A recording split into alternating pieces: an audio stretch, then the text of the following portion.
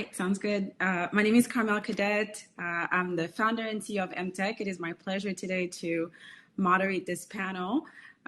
This is a very interesting topic to us when we think about blockchain and digital assets and crypto.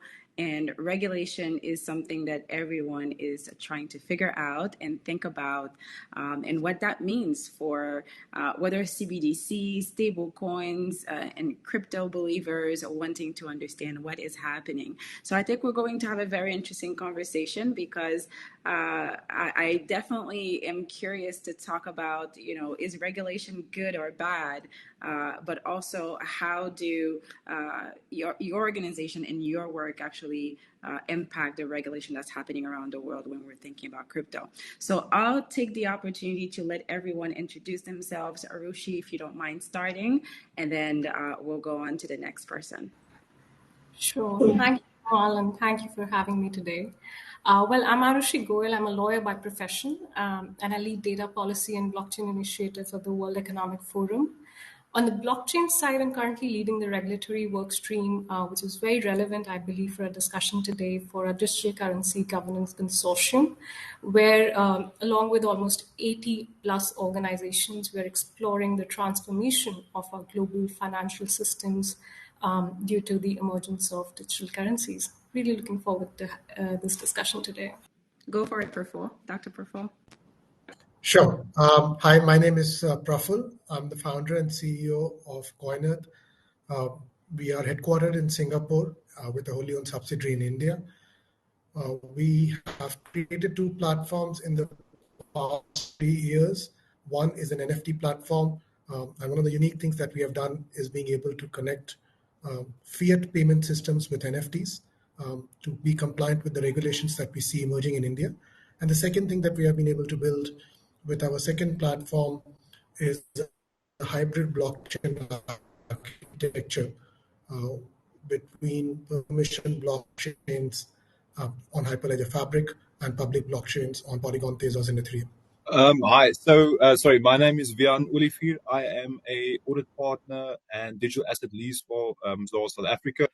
I'm a registered chartered accountant and a registered auditor, and I service virtual asset service providers in South Africa, any type of, if we call it subsector, from investment exchanges, decentralized finance, non-fungible tokens. So we help clients essentially navigate the minefield that is regulations in South Africa in terms of the normal regulations that apply to them. And of course, I assist various offices around the world. Of course, Mazars being an international firm, I assist other offices on other engagements dealing with virtual asset service providers, specifically relating to audit, tax, and advisory.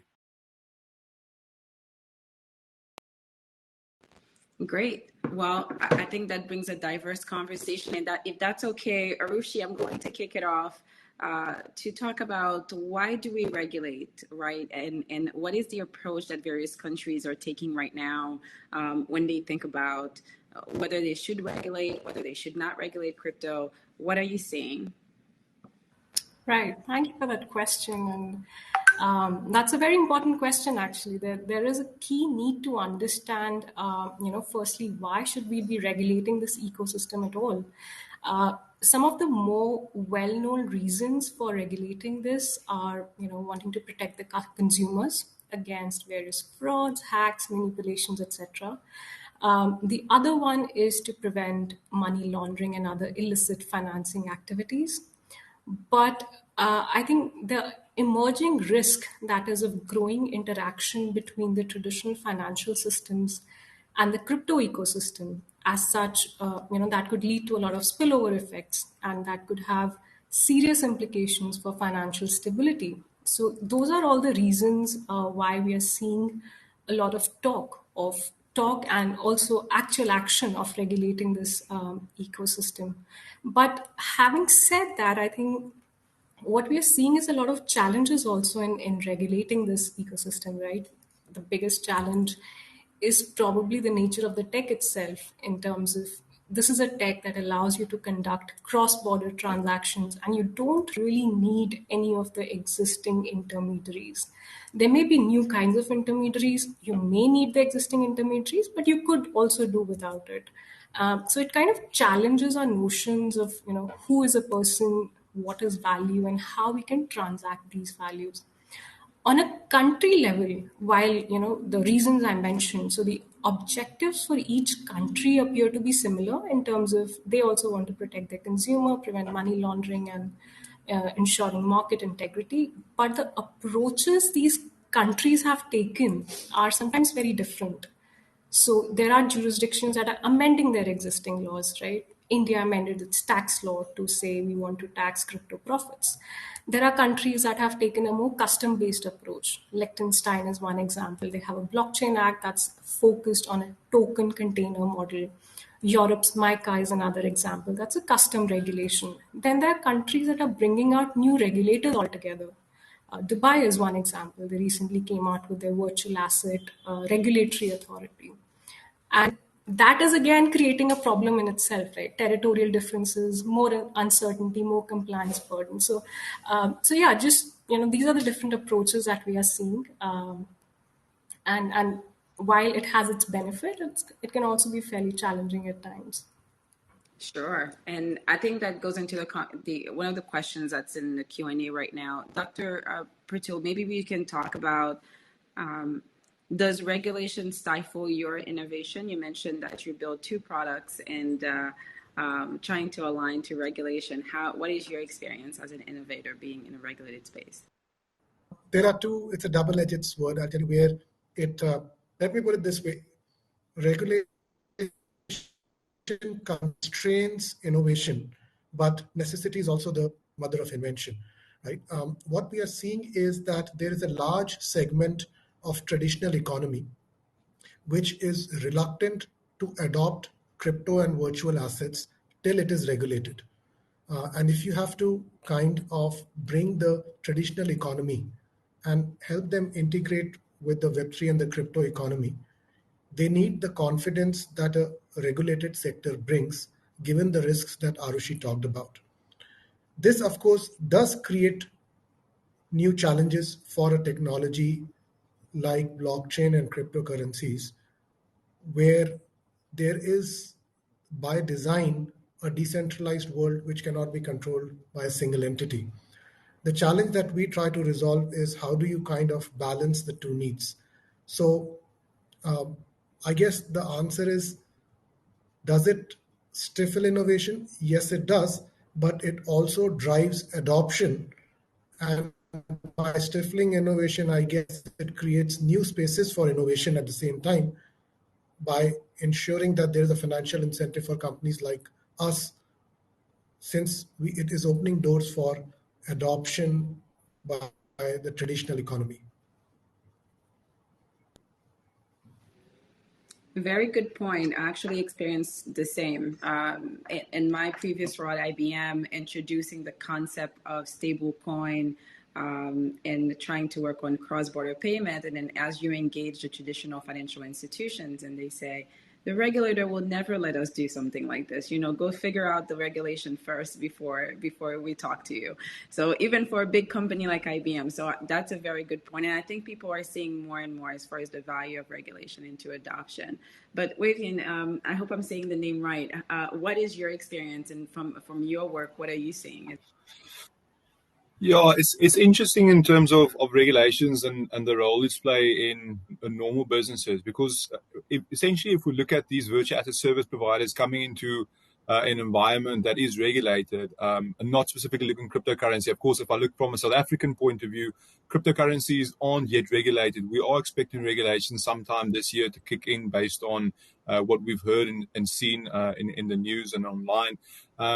But the biggest challenge that we face is trying to make sense of it, because we've got this multi-billion-dollar asset class that's been dropped into into existing legislations, being it from income tax, be it from a Companies Act, being from a VAT, be it from exchange control, and that creates this difficulty, because I think in certain circumstances where regulators have set these certain laws and regulations, put them in place, and these virtual asset service providers need to follow them, I don't think it's always clear-cut for virtual asset service providers. The way the technology moves isn't something that we've seen before. Most of the laws have been designed throughout the 70s, 80s, 90s, and so on. But, I mean, blockchain and cryptocurrency has only been there since 2009. So what has been difficult is trying to, we can't really take it for granted that these lawmakers would have taken into consideration cryptocurrency at this point. Because if we look at the way the technology evolves as well, you can't necessarily try to regulate it or impose specific laws or amend specific laws that's already in place, because it'll just be end up changing in a month or 2 months or a year's time as the technology evolves, because there's this new business ideas coming forth every single day. And it's insane if you think just 2 years ago, what we saw happening in the market and the type of product offerings we see currently, it really is difficult for lawmakers to stay up to date to anything. But if we look at stuff like exchange control regulations as well. Now, exchange control regulations is a very heated debate topic in South Africa, because I don't think we have clear guidance in terms of exactly how to apply this to cryptocurrency and how to apply this to environment. So it does get a bit grey in certain areas, but hopefully laws will evolve with the time as well. But I think one of the more crucial areas is we need guidance in interpretation from the current lawmakers to make sure that we understand the laws and apply them correctly to this new asset class and the new space we're operating in. Great points. Arushi, I mean, as Wiehann was mentioning this, when you think about the nature of a crypto exchange and how potentially crypto assets valuation, very volatile, and people are asking about DAOs as far as how to utilize them. Those are new ways of doing finance. Those are new ways of creating value. And traditionally, capital requirements is always something that is very important as far as maintaining stability and making sure, at least stress testing financial services, right? How can regulation give clarity, right, for something that is unpredictable and totally speculative? How do we get there? Isn't that the $1 billion question? Well, yeah, I think, and I'll just give you an example of what we're doing at the forum currently. So we have this initiative called the Digital Currency Governance Consortium. Ashleen is one of the key members of this consortium as well. And last year we did a whole compendium of papers, and they were focused on CBDCs and stablecoins, and we kind of picked up the very key issues, that were necessary at that point and that we felt needed a lot of clarity. And those were received really well because they were, they were not prescriptive in nature, but they kind of helped clarify in a way within the hype that we have, all these new terms coming at us every day. They kind of helped clarify some of those terms at least.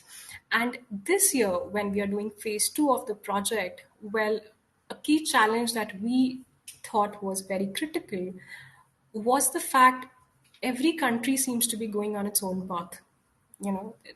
If a firm is wanting to work in one country, when they go try to work in another country, it is just a mesh of regulations that's very hard to interpret, that's very hard to comply with, and it's a lot of cost.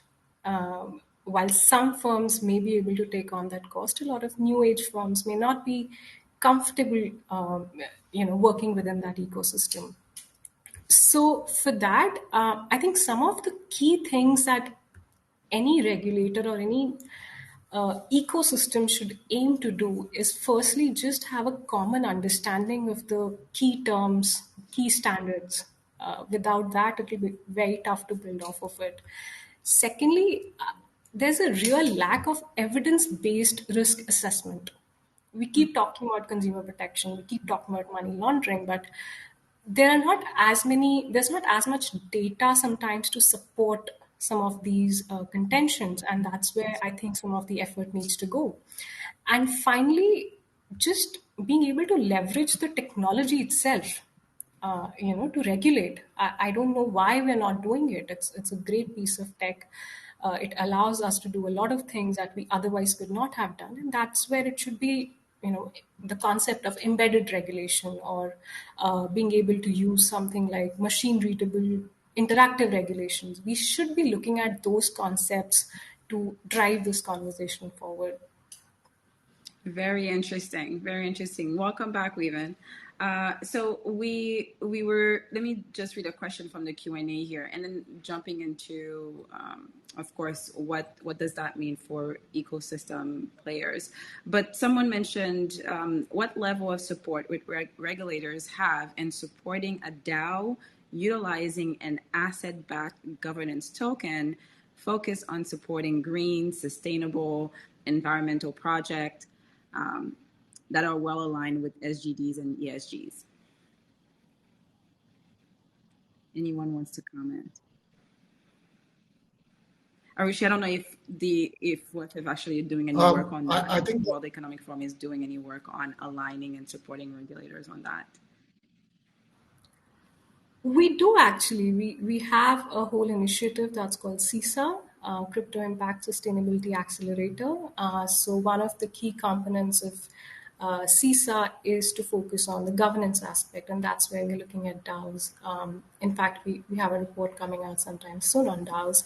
So that's a very complex question, I would say. It's not something I can just, it's definitely not a one-line answer.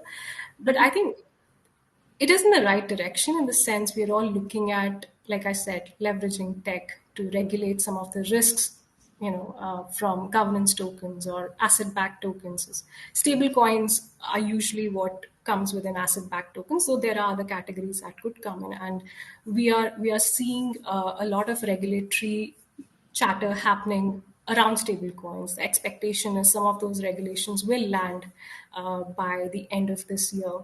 And well, sustainability is another key issue, right? We want to be able to, this ecosystem should ideally evolve in a way that's more sustainable, not just environmentally, but also socially and from a governance perspective. So I'm just going to leave it at that, but quite an interesting question. No, thank you. Any comments on that? Have you seen any regulator approach to supporting DAOs and governance tokens specifically? So currently, from my perspective, what I've seen dealing with the South African entities and looking overseas as with the US and the Caymans and so on, I haven't necessarily seen regulations or regulators trying to have a stab at that. But on the other hand, as well, it'll be extremely interesting to see how this pans out, because I think from a governance perspective and regulating DAOs, it's going to become extremely difficult because once again, it's housed on the internet.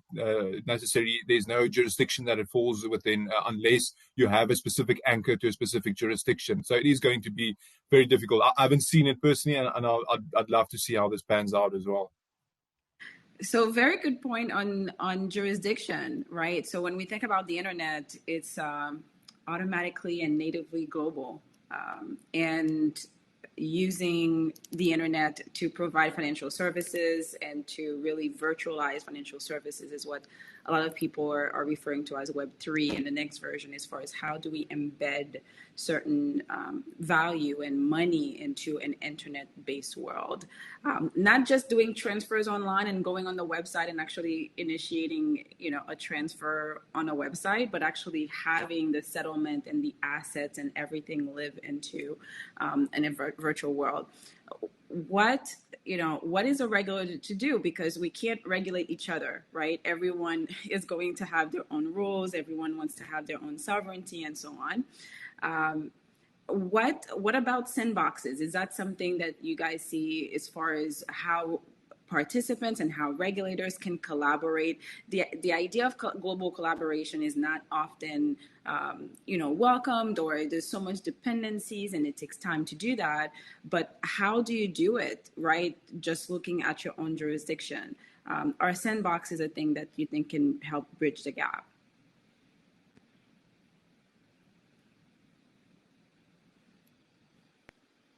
Anyone wants to jump on that?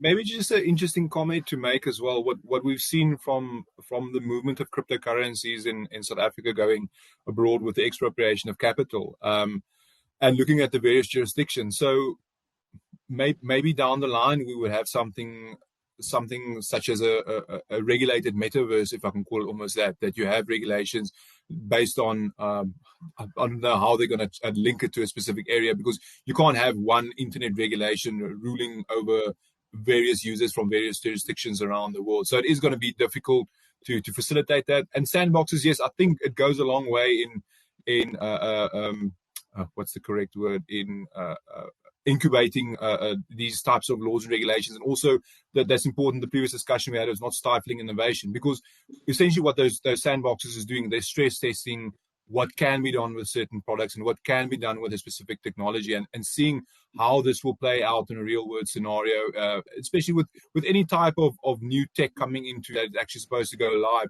You first stress test it and see what are the movements, what's expected to happen, and of course, what is the expected impact on the regulations. So I think that would be key in any jurisdiction that a new innovation is derived from. But from a global perspective, it's once again one of those areas I'd like to see how it develops and scales.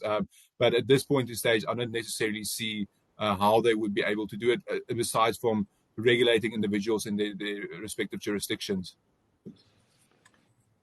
I think sandbox is an idea that a lot of decentralization lovers will not really like. And I'll tell you why. The fundamental conflict that we are trying to kind of resolve here, in my view, is that neither blockchain nor something like a metaverse recognizes geographical boundaries. So when you talk about a sandbox, it almost seems like you're implicitly talking about a private blockchain network. And that starts to kind of start creating a fanatical debate in the blockchain world about whether or not you are actually doing crypto or blockchain. So I think it's a hard problem. My guess is that we will see the coexistence of a Swift-like private blockchain in the financial system, something that is yet to emerge for the same thing in the supply chain around the world. And the public blockchains will continue to exist independent of sandboxes. How the regulators may be able to regulate that is by controlling the endpoints for individual citizens and enterprises to enter and exit those public blockchain nodes. Very interesting idea. I mean, the concept of a sandbox, of course, is not new from a regulatory perspective. And of course, it means something very different than what a technical player would call a sandbox, as far as having APIs exposed in a test environment that people actually go plug into. Traditionally, regulators have had a lot of policies when it comes to sandboxes. But then, yes, how do you operationalize that for something that is decentralized by nature and borderless by nature? Very interesting. However, money is jurisdiction based, right? Here goes the conflict. It's the ideal of really breaking the barriers with something that it provides and maintains sovereignty. I think it's you're right, Praphul. It will make for a very live debate in the blockchain and decentralized communities. But as we wrap up, right? So when do we think about what is good regulation, what is bad regulation, right? And when it comes to crypto, when it comes to DAO, and of course, crypto is such a range of products. You can have a basic exchange, or you can have a very complicated exchange that gets into backing crypto with crypto and multi-layer crypto backing, and how do you get back into on-ramp and off-ramp? How do you manage that liquidity? So for the ones that are in the industry, any thoughts on what is good regulation, what is bad regulation? How do you think about that? Well, I am always scared about regulation which is created by people who don't understand what they are regulating. Okay, so that for me is right off the bat the biggest scare that I live under on a day-to-day basis. Driving down on one further point there, I think the bad regulation is something where you use a paintbrush which is too broad to paint the whole picture. I think calling everything a virtual digital asset, mixing stable coins with meme coins, with non-fungible tokens, and calling everything as one thing and trying to create a regulation for everything under one umbrella is bad regulation, right? You regulators need to kind of understand the nuances of what's going on here. What is fundamentally happening is the technology layer for the next decade of economics is being built. And unless regulators are able to kind of have a nuanced, fine tip regulation saying this should be regulated under this umbrella and this kind of asset should be regulated under this umbrella. After that, of course, national priorities come in, but you have to kind of do this with a fine tip brush and not a broad. Agreed. Very, I very think interesting. Yeah. Yeah, what's also interesting as well, and I think this is probably the key area that most individuals operating this space is concerned about, that we touched on previously, is it's just the stifling of innovation, because we've seen regulations being put in place in specific jurisdictions where they're trying to regulate asset class or industry prior to understanding exactly how it works, how it moves, how it operates.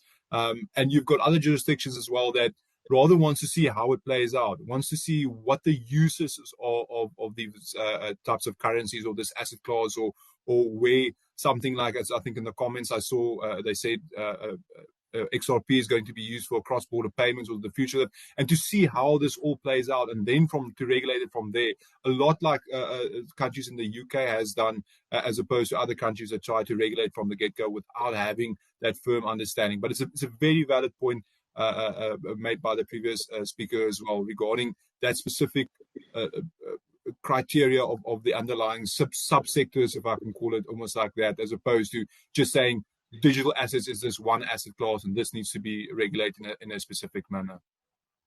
Yes, that is a very good point, echoing that, because I think that would put us in the current situation that a lot of people find themselves, as far as one size fits all regulation, which doesn't work today and shouldn't. And as it gets more complicated, it doesn't help to do that in the future as well. Arushi? I mean, just reiterating what's been said in a way, I think some sense of evidence-based risk assessment is necessary. Just because something is hyped up and something is in the news, something is commanding a lot of transactions, does not always make it a risk. So some sense of analysis and evidence-based mechanism, and regulating in a phased approach, right? We need to capture the risks that are greater than killing off all the industries with one stroke. Very good point. Very good point. So as we'll take one last question here from the Q&A. Is there a place for best practice within this discussion? I know the ISO organization is trying to get standards and technical reports to help build trust. Best practices. I'm reminded of my postgraduate professor who used to say that there is a difference between, and I'm going to use a technical analogy here. I hope everybody gets it. There are two organizations who write standards in technology. One was called IEEE and the second was called IETF. And he used to say IEEE doesn't know how to write and IETF does not know how to read. I think there is absolutely a need for best practices. I'm just scared when ISO starts writing, no judgment here, but they take so long to write standards that the industry has moved far ahead of them, right? So I think the best practices are emerging on Discord forums, Reddit forums, and discussion channels. The speed at which this industry is moving, I think standards bodies are not equipped to kind of write the standards here. It's moving very, very fast. Unless the best practices jump best practitioners jump in and start working with theoreticians, we can't expect to wait for the standards to come out and then being enforced. Things are happening on the fly. There's definitely also a place for best practices, as we've seen from a audit and accounting point of view, where various countries regulated from an auditing point of view, and individuals or firms working together to bring out these best practices that people can work off of, and build that solid foundation to ensure that whatever is built after that it takes into consideration what we've experienced up until this point and some of the flaws and some of the mistakes individuals has even made. So and best practice has definitely got a place for it, but as mentioned as well, we still have a long way to go. And we're still not, I think, that reached at the point where the technology has plateaued as well. So it'll continue to grow at a phenomenal speed. And yeah, it's going to be difficult to keep up to track or up to speed until that point in stage. So I think the best that we can do is rely on best practices up until the point that we reach that stage. So guys, how do we get standards on the fly? That's such an oxymoron. No, it's not. I mean, you look at what OpenSea did, right? It's not an oxymoron. This is how de facto standards emerge, right? Let me give you an example. OpenSea, for example, did something great, right, for NFTs. They allowed other NFT marketplaces to talk to their ERC 1155 implementation. And by virtue of opening up the platform free for use for other NFT marketplaces to use, they have by default emerged as the standard with which NFT marketplaces are integrating. And I think that's the way things will move. The industry leaders will open up their platforms, and if you have to kind of work in collaboration with them, and if you are a startup or an entrepreneur who has to build and interwork with those exchanges, interwork with those marketplaces, and if they are open and if they are exposing their interfaces, that's the standard. Fascinating. Yeah, and I mean, just to add on to that, that's also where the whole public-private collaboration aspect comes into being. It's no more the case where the regulators can just regulate without really talking to the industry. It's just not possible at this point. Yeah. Collaboration is something that's being asked all around. All right, so we have more questions here. It all converges on automated face-to-face, peer-to-peer human interaction. Think regulation in that context. Okay, more of a comment here. So, I mean, regulation, when we think about how does a regulator think versus, how an innovator thinks, two different things, but ideally, you think that they want to solve, at least there's some overlap as far as providing a product and service that a consumer needs, filling a gap in the financial ecosystem, and providing a reliable and resilient financial infrastructure, but very differently, right? One is trying to get from a profit perspective, and the other one is really trying to maintain stability. I think that makes, for an interesting connection between risk-taking and risk-averse coming together to really try to figure it out as far as collaborative aspects. Any last comments from anyone? We have about 3 minutes left. I think I'll lead, and then I'll leave it to Arushi and Wiehann. But I think silence, if regulators are silent, that's the worst thing that they can do. Because what's happening is that without any kind of indication coming from regulators, it's creating a complete mess in terms of what the industry is understanding as to how to treat this asset. Even today, there was something about Israel, the central government saying something to the banks that they cannot stop providing services to crypto industry. Same thing we have gone through in India. But if they keep quiet, that's creating even more confusion. So they need to kind of look at it seriously and make a statement soon. We've also seen the same. I mean, from our profession, from a tax point of view, where we've got these set laws and regulations, and now you've got cryptocurrency playing a role in it.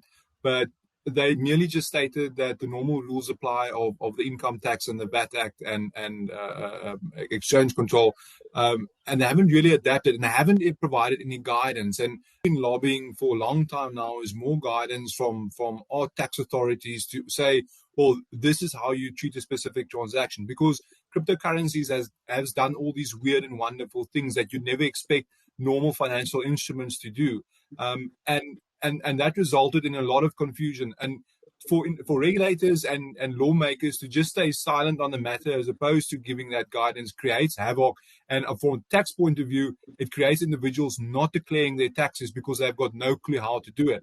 And I mean, from a technological point of view, to get information ready for taxes and to calculate your tax liability also becomes a nightmare, because I mean, even though the technology has moved to a certain extent, some of the other software used to calculate taxable income on those that haven't reached that stage of maturity. So, but back on the regulators, I completely agree.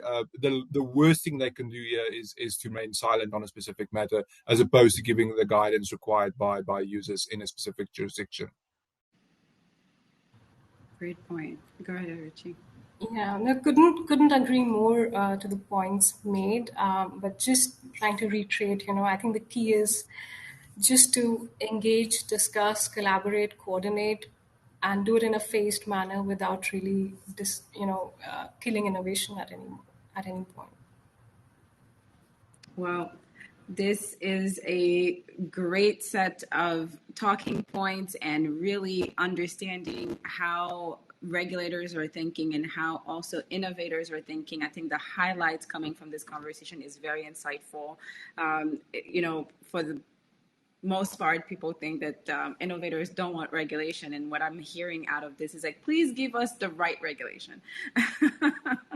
And that is something that's interesting. We're in Blockchain Africa conference, and it's always fun to see actually how this conversation evolves, starting from pure Bitcoin, getting into blockchain, and now we're really talking about a maturity stage, a very mature stage of the technology and how we're coming and how we're growing together. So this is exciting. This is very exciting. All right. Thank you very much, everybody. See you on the other side.